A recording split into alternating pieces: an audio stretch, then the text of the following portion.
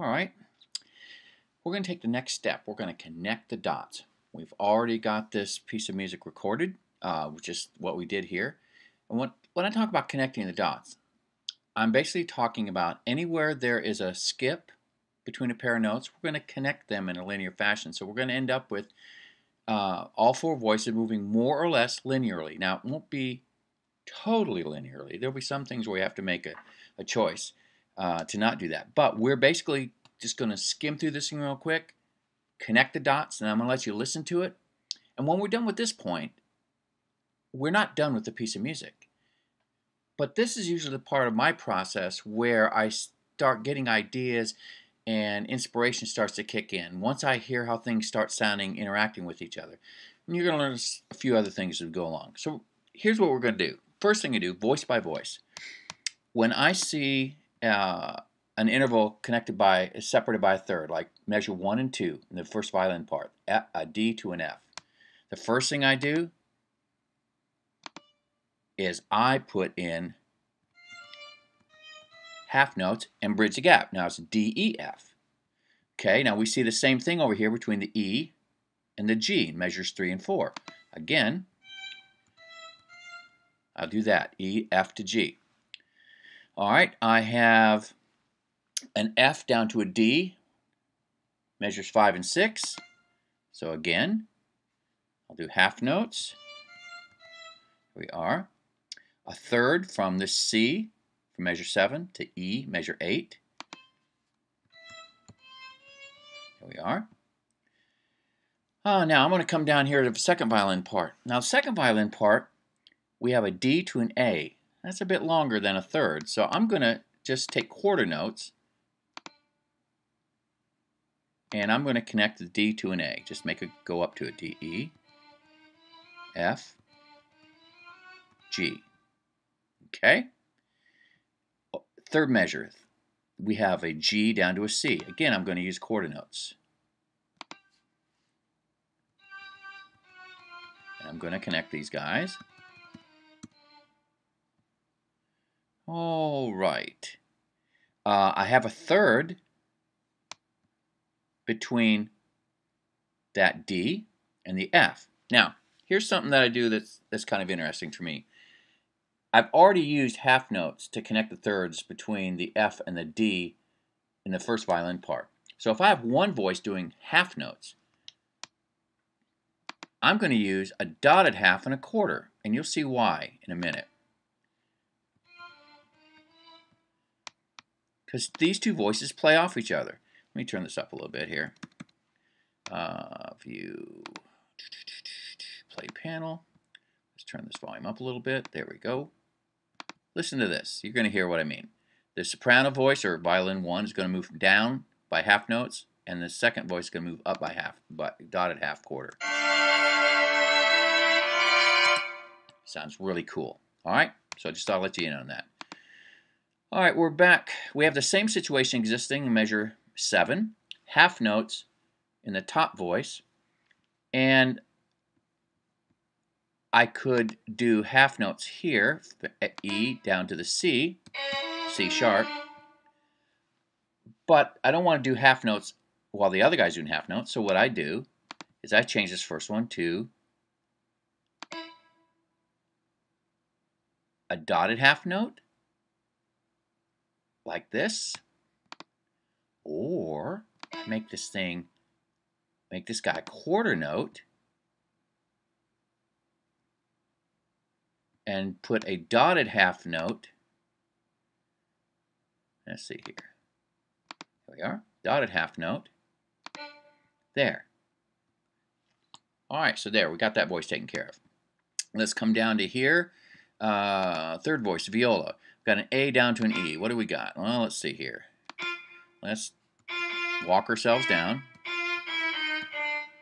Ooh, okay, well, I'm already there. My next note normally would be an E.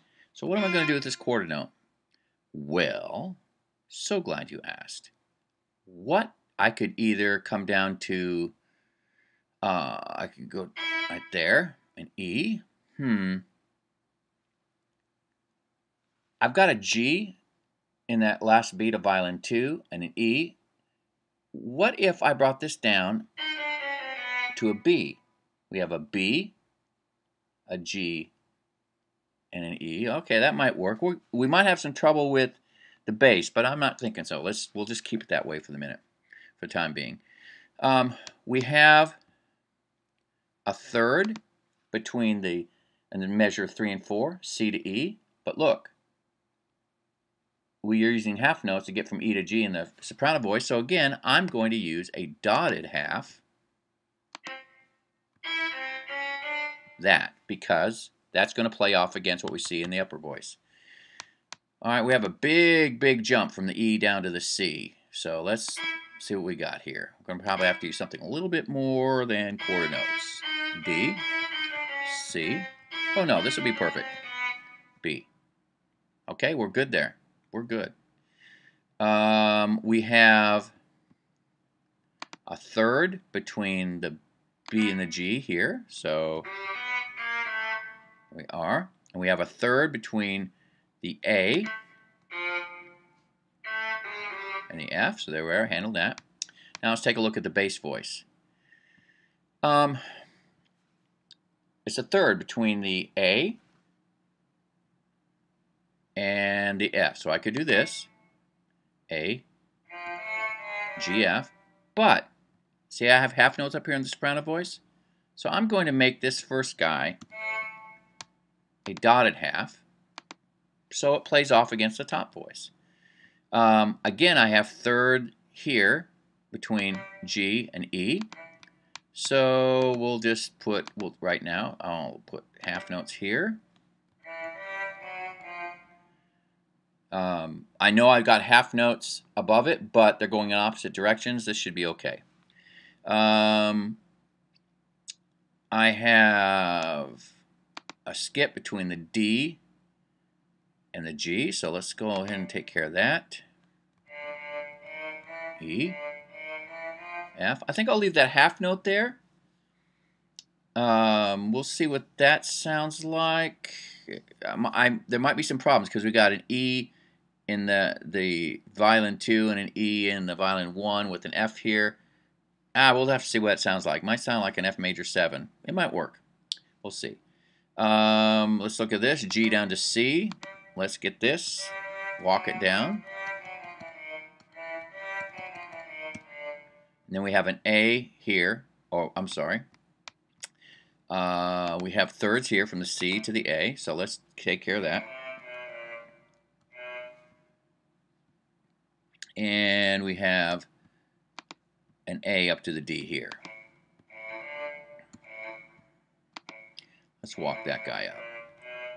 Walk him home. And I like A, B, C, D. So I like this.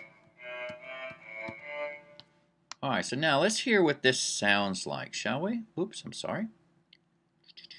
Let's hear what this sounds like. Go back to the beginning.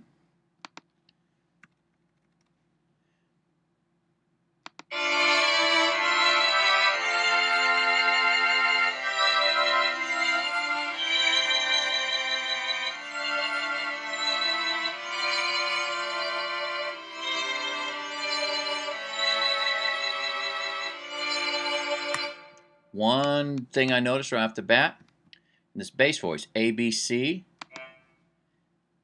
that we got a C sharp happening there. So that C to C sharp, ugly. So what I should do here is maybe what I do is I go A, make that a C sharp,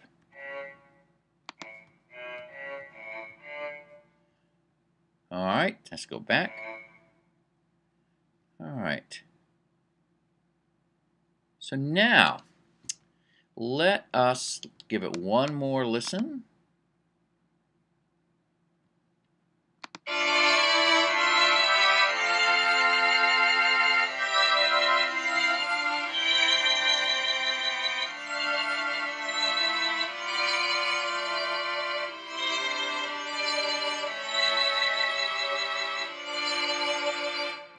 Now that is not the end. If I were working on this, if there's something I'm working on, I would start with this, and I'm starting to get ideas already from this, but you can see what we did, where this started from. This started from, well, let me pull it up here. Open Recent, Lesson 1. Here we are. It started from that.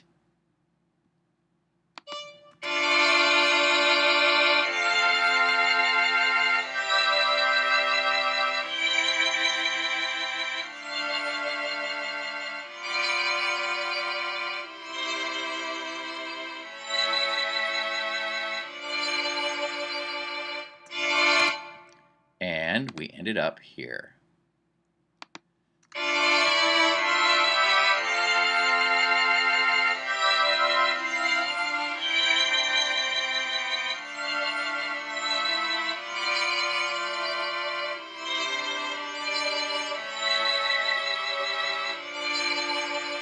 Now the only thing I might want to do, if you notice in that second measure, nobody's moving. Nobody's moving. And that's not necessarily a bad thing. But I might do something like this.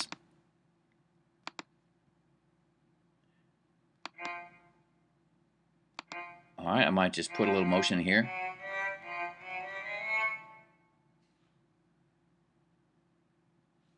And maybe if I put it like that. Let's hear what that sounds like.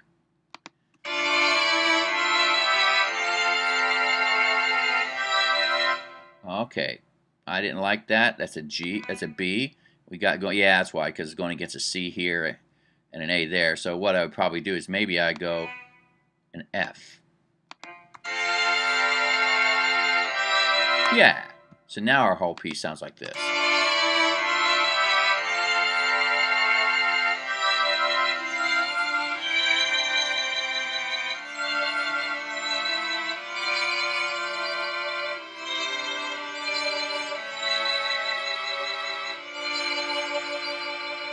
Well, I hope you enjoyed that.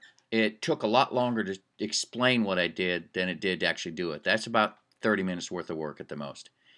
It's not a finished piece by any shape or imagination, but I wanted to demonstrate how in a fairly short amount of time you can block out a classical sounding piece of music that has some promise. Now, there's more work to do if I were to finish this up, but I'm already starting to hear ideas. And my point when I write, and this is the process I use when I compose, is I almost always compose first for string quartet. And somewhere along the way of connecting the dots, I start hearing how the pieces are going to connect together, and my imagination starts to take over, and inspiration kicks in a little bit, and then I'm off to the races. Up until that point, I'm using, to the best of my knowledge of chordal construction and really basic first species counterpoint, which is what I started with the canis and the counterpoint part. And as I start connecting the dots, as I said, inspiration kicks in, and usually it's at that point where the music starts telling me what it wants to say. That's as zen-like as I'm going to get. But I hope you see where I'm getting with this. Rules are important, and I always start with the rules. But rules aren't everything. If you write music according to the rules, your music will, at least my music, sound stilted and mechanical. At some point, I put the rules off to the side and write what my head hears. Now, here's what's interesting. When I write what my head and my heart hear, when I go back and analyze it, it's almost always according to the rules. But if I write according to the rules, I never get to something that I like. So, music is not so much a science as it is an art form, and you have to find your voice. This is the process I use when I'm writing a classical style piece of music. Now, it's different if I'm writing music for theater. I have a different process I use, and maybe I'll share that sometime. But this is where I start. And if I were to expand on this, I could turn this piece into a whole symphonic piece. I mean, I can hear melodies starting to come out of it. You can hear the different voices starting to answer each other with movement. All sorts of interesting things are happening here. But anyway, enough of that. I hope you enjoyed it. And if you have any questions, you can email me at ffog@me.com or comment on this video, and I'll get that and answer back. All right, Mr. G out. Bye-bye.